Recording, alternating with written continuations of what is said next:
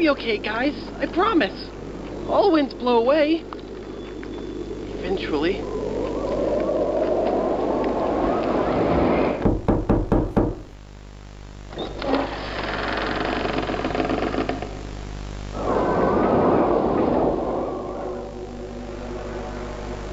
Catnap!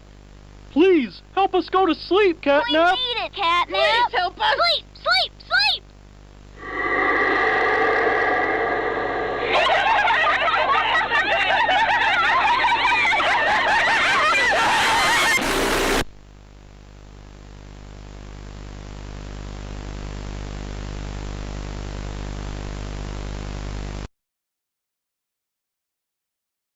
Ah, the backyard. The personal wonderland of suburban kids everywhere.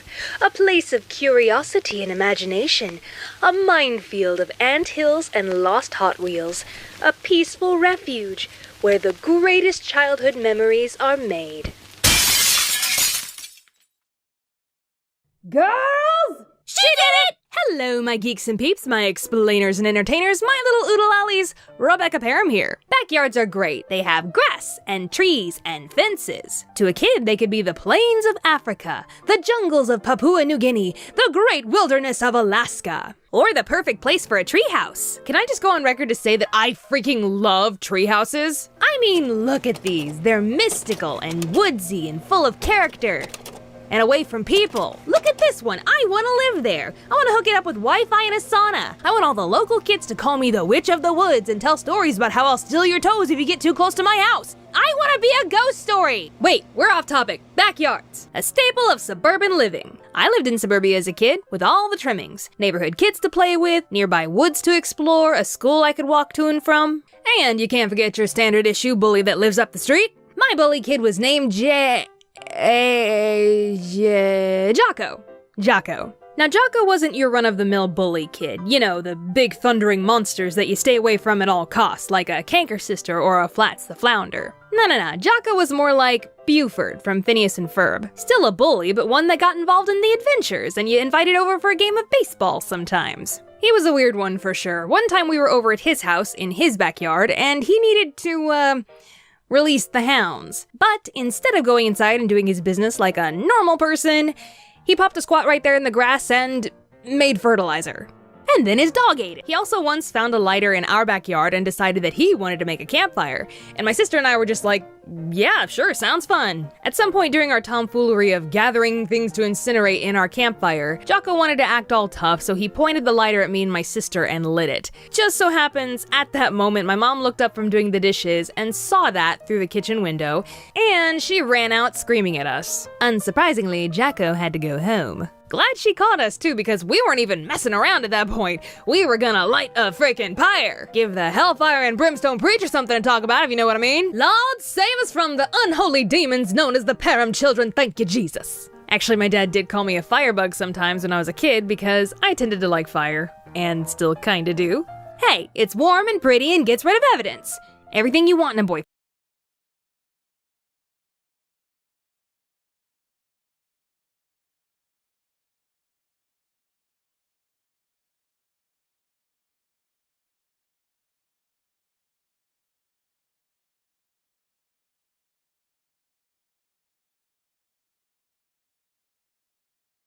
But the big story that I remember about Jocko was the tree incident. One day, my sister and I were playing baseball with Jocko in our backyard when one of us hit the ball over the fence into the neighbor's yard. Our neighbor wasn't home and their backyard gate was locked, so Jocko came up with a bright idea. He began climbing our giant oak tree so he could swing over to the neighbor's tree, climb down, and retrieve the ball.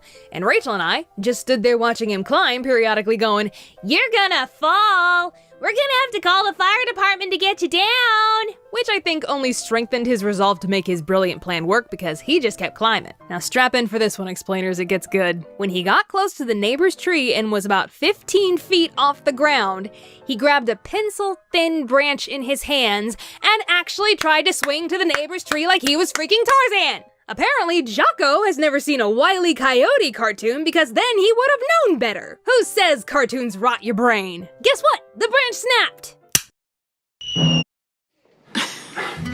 It's okay. It's okay. Let's get you situated. make like Mom would make. It's gonna be great with McCormick.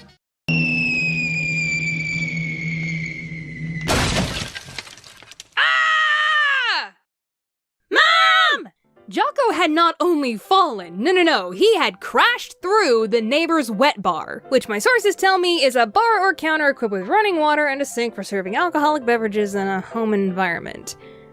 And Jocko had completely obliterated this thing. It was like a dinosaur had stepped on it, just went pfft. Jocko was screaming so loud that his dad, who was working in their front yard up the street, heard it, came running, and kicked in the neighbor's gate to get to him. He ended up having a broken arm, which I'm still surprised to this day that that's all that happened. From the damage that I saw to this wet bar, I'm surprised he's not dead. There should have been some fractured ribs or brain damage or something. Well, I guess if you're meant to hang, you won't drown. He also had to pay the neighbor back for the wet bar, just to add insult to injury.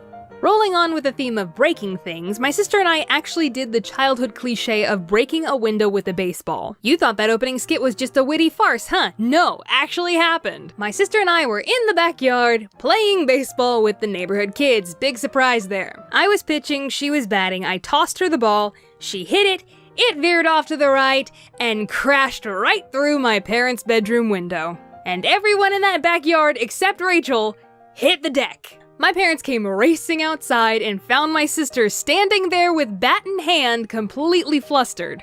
Both of my parents were mad, but my mom told Rachel to go get her piggy bank because she was gonna pay for it. But Dad jumped in and said, "Hey, that's not fair, it was an accident. Every kid gets to break one window with a baseball."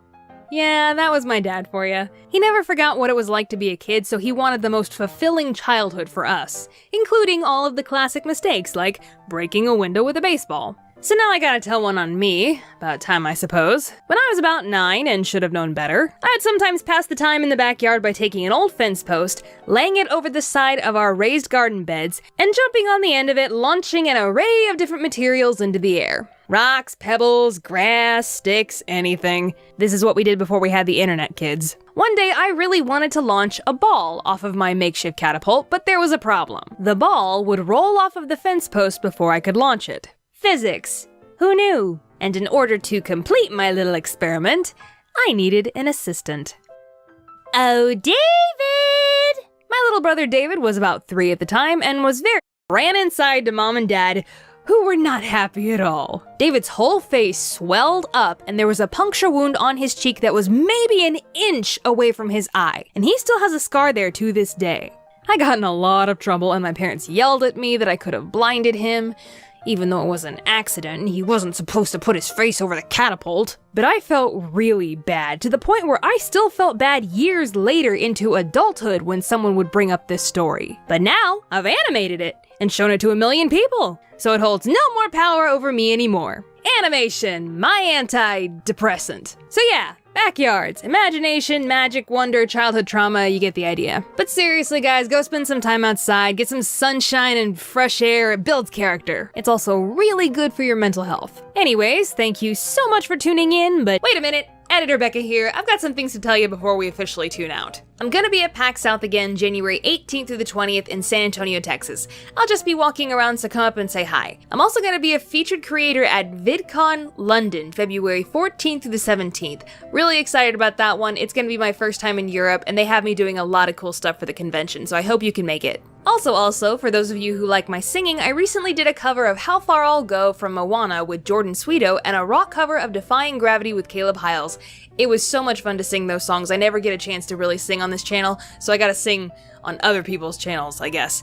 I'll put the links in the description below. Please go check them out. Anyways, I think that's it, explainers and entertainers. Thank you so much for tuning in, but now I gotta tune out. Bye! With nearly 6,000 stores and over 17,000 auto care centers across the grid. Now, I'm a cat lover. If you thought my family owned a lot of hamsters, wait till I tell you about all the cats we had.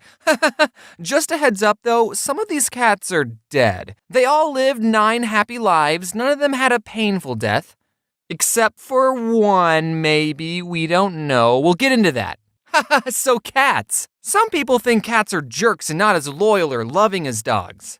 And they're right, but if you think about it, cats improve our lives every day. Think back to YouTube in 2006. What was popular? Cat videos. If it wasn't for cats, we wouldn't have YouTube as a platform. Which I could make the argument is another jerk thing cats did. Now, I'm a cat lover, and anyone who says they dislike cats has obviously never snuggled up with a cat and had it purr on your chest as you pet it for so long that you both fall asleep and all your anxieties melt away and the only thing you care about is your fragile feline friend. Or they're allergic. Honestly, I think I'm slightly allergic to cats as well, because every time I snuggle up with one, my eyes get all watery, my nose gets all stuffy, but like, I can deal with that. Maybe this is what love feels like. People like to put everybody into two categories. Either you're a dog person or a cat person, but why do I have to pick just one? Can't I look at these two animals and say that both of them have good qualities that make them amazing pets? Why can't I pick both? I'm bisexual for animals. Wait, that being said, here's all the cats I had growing up. So our family had just moved to our new house and we're all getting ready to go to church when my older brother, who was outside for some reason instead of getting ready, heard noises coming from a bush. And when he went to investigate, he found a little baby tabby kitten. He told my parents about the cat and they said its mom was probably looking for it, but if the cat was still there when we got back from church, then we could let it inside. And after we got back, my brother checked the bush and the cat was still there. So we took her in, we fed her, and we decided to name her Shady after Eminem's The Real Slim Shady because she was an obnoxious cat and didn't like us at all. Yeah, but she's so cute though. And that's how our family got our one and only cat. One cat is enough. There were no more cats. Until one night when I was sitting at the kitchen table and through the window of the back door, I saw two yellow eyes staring at me. And as a kid, I still thought monsters were real. So I pointed it out to my family. Hey, there's eyes outside. And everyone turned and was like, what the? So we opened the back door and a piece of the night just walked into the house like it lived there or something. Does this mean we have bad luck? Apparently, just waltzing in our house uninvited is a very effective strategy to get adopted because she ended up living with us for the rest of her cat life. My older sister loved Sailor Moon, and in the show, there's this black cat named Luna. Spoiler alert, Luna's actually an alien that can turn into a human sometimes, but most of the time she's just a cat. So we named the cat after her. And little old Luna fit great in our home. We were your standard nuclear family with 2 cats. Just 2. We never got another cat ever again. Until one day, this other cat appeared in our backyard. We put Luna's and Shady's food bowls outside, which meant our backyard was basically a cat sanctuary for any cat that could jump our fence. And sometimes we would see this calico cat hanging out in our backyard. We didn't know if she already had a home, and she would run away from us if we got close. So we left out a 3rd food bowl for her. And then she invited some of her siblings along because 2 other cats decided to chill in our backyard. And one of the cats was a boy, which meant we had to get all 5 cats neutered. And just like that, we more than doubled the amount of cats we had. We were feline pretty good. 3 more cats added to the family, cause why not? That's the perfect amount of cats if you ask me. I'm gonna name them now! What? We're not getting 3 more cats. 2 is enough. What? We can't just kick them out. We're gonna find them a new home, but we're not keeping them. Okay. Also, you're not allowed to name them. What? If you name them, then you'll get attached to them, and we're not keeping them. So since our mom banned us from naming the cats, we called them the Calico Cat and the 2 other ones. And we kept calling them this until our mom found them a new home. Turns out that their new home was our home, because my mom never found them a new home. So we just left them food outside, and they were happy with that relationship. They would let you pet them sometimes and even sit on your lap, but if you tried to pick them up, they would hiss and bite you. They did not like being picked up or being inside. They were feral cats. One time it was raining, so we thought it would be a good idea to bring the Calico Cat inside, but she freaked out. She hissed and scratched us. She hated being inside more than she hated the rain. And by the way, cats can be very loud. Like as loud as dogs. They just never raise their voices. They're too proper for that. So since she didn't like being inside, we just put her back outside in the pouring rain. We ended up naming the boy cat Spot, the other cat we named Pepper, and the Calico? We didn't change her name. We named her Calico. That's like naming a dog Golden Retriever or Chihuahua. I don't know if that's sad, but you know what is sad? One day Spot just disappeared. He stopped showing up to the house, and we never saw him again. I hope he found a good home, but who knows, you know? Maybe he went off to start a 2nd life, or a 5th or 6th life. Get it? Because they have 9 lives. Yeah, but he's probably dead. And then I was in high school when Shady died. She had a good home with us, but it was her time to go. So we were down to 3 cats and we never got another cat ever again. But then one day my parents were out on a walk and my mom saw a scrawny black kitten on the side of the road and she said, "Can we keep it?" But my dad said, "No, keep walking, keep walking." And then on their way back from the walk, for some reason my dad didn't take a different route, the cat was still there, meowing at them. So my parents brought her home and my twin sister named her Pepsi. My sister really loved Pepsi. I was more of a Coke person myself. But when my sister went off to college and I stayed home for community college, we let Pepsi outside one day and she didn't come back. We didn't know how to tell my sister that our cat was missing, so we didn't, but we were all really worried. We put up missing posters, and after almost 2 months of being missing, she just appeared in the backyard. I don't know what happened in that 2-month period. She looked fine. Maybe she got adopted by another family, and now some poor family is missing their cat Salem. Maybe she went out looking for my sister and got lost. Maybe she started acting in some Japanese TV shows. Who knows? But we found her. We didn't even tell my sister that our cat had been missing until after we found Pepsi.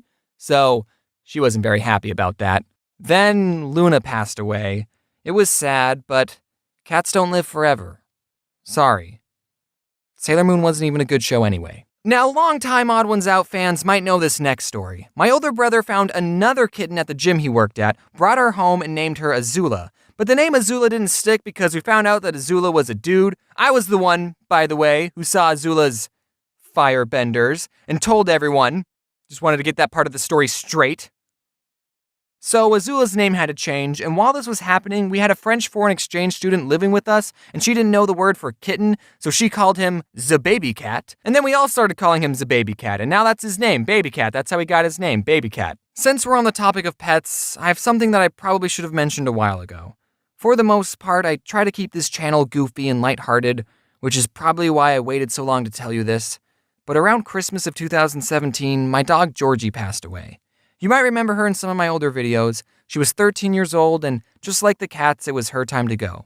Yes, it was sad, but that's what happens to pets. They become your best friend, but they're not in your life forever. So if you have pets, remember to appreciate them now. I wouldn't have changed anything about Georgie's life. She was a good dog. Sorry, that part got a little personal.